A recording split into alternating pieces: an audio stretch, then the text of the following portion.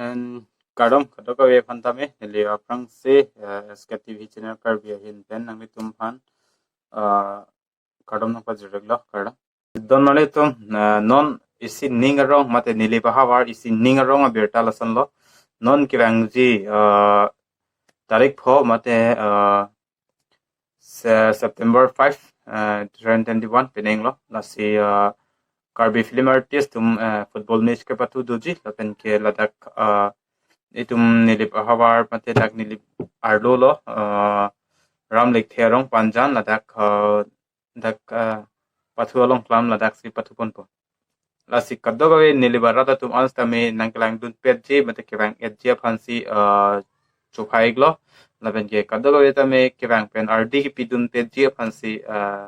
nangli tum phan nang chuphai glo lasi Karbi film artist tum stame bangnon ladak nangli tum ke pathu long bus tame mesen pen ke pathu ke cheng tang jut an ke pathu kopia posi Nilip ang kangar long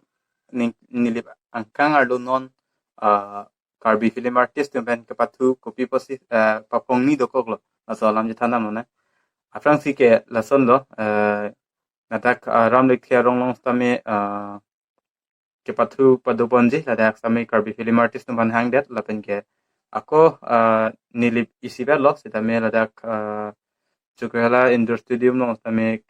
Nilip film artist tum ben sitame kapathu yi dutuko pason football match hadi kapathu yi dutuko lasi also cheklo bet ang cheklo yon bet ang mong pensi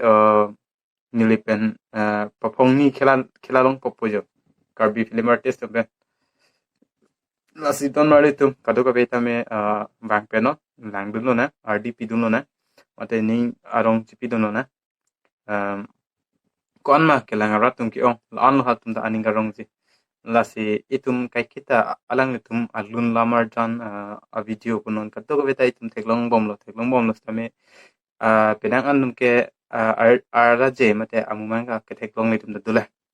lasi don mari tum nang itum da bang penon ni da bang pol lasi mo khara soarni chitong na lapen ke non kapathu ponji non pini kon hot tarik o pini tarik thom lo lapen ke pinap arni sivel jo tarik pho cholote dak Ram Lekthe arong nong bang ke pathu ponbo lapen Ram Lekthe arong dak panjan ladak jongsi khela elop lang te tarik crazy bang ke chukela indoor studio nong si pathu ponbo chukela indoor studio fil lo hadi hadak si pathu ponbo lapen hadake pathu ponji bang ke Nilip film artist tumpen Karbi film artist la non la tum tim gi cheseng do mate di la tum bensi khela pun po la pen bang non la dak pathu bon dia bang ke dak Ram Lekthe arong mang ke dak youtube pen lo la si mesen lo mate isi la pen nang ni tum han nang theklong le tum tat tu ola Karbi film artist tum cheparjan mate Karbi alun lam arjan ke cheparjan tum han ke theklong le tum tat tu ola jasimet ke nili pendang lok ta me ke theklong le du ola lasi nang li tum bang pulatang te penang antung ke nang li tum phan nang ke theklong kang tung num da do ta hai la pen ke nang li tum ke pathu ko son ne la son nang lang num ta doji lasi ninga rong lo la pusona birta non ke long ma the la sona birta karjulong pot lasi isi alam puthot nili pachini pondet po la so chek lo September la non September lo September tiklo jon la so tiklo ang bong si dak ni liblong Karbi film artist pen ke pathu phongni do kokpo non tarik pho bang ke la dak Ram Lekthe arong la an la pen ke tarik crazy bang ke chukela indoor stadium lo hala chukela indoor stadium long ke pathu ponji bang ke la non kechok ponji Karbi film artist tum la pen ke ladak Nilip film artist tum si pathu pon bo hal so pen ke la si langlunang kadoka betame la son apor ke me hot mate ke theklong mate iningarong chipi dun nang kadoka betame la si Nilip tum anda wang penot chitong nang la pen ke kaprek pen tala puangot itum thekdun long po ke pathu koson maten dolo iningarong pulang tedi ase kadoka betame wang penot lasi don mali tum neli lapuson a video nang evan pi neli kopine ke ning je chok chede ta hai mine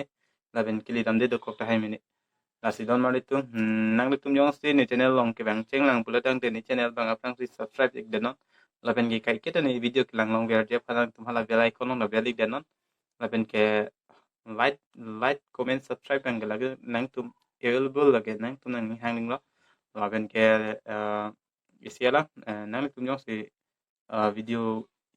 nang lang pidun lo bel dang te inut phan lapu nang share pian ta ining samlo and lasi kado ba ita me phan sa me nili chuning rula ni nili video wala pusan nang lang don pot charo parlo lasi don mari tu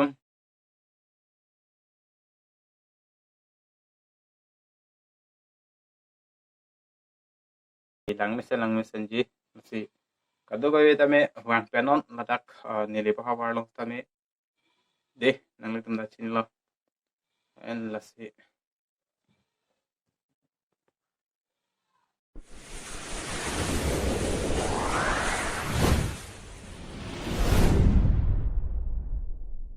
isi ning arong mate ning king sam o Karbi film artist tum same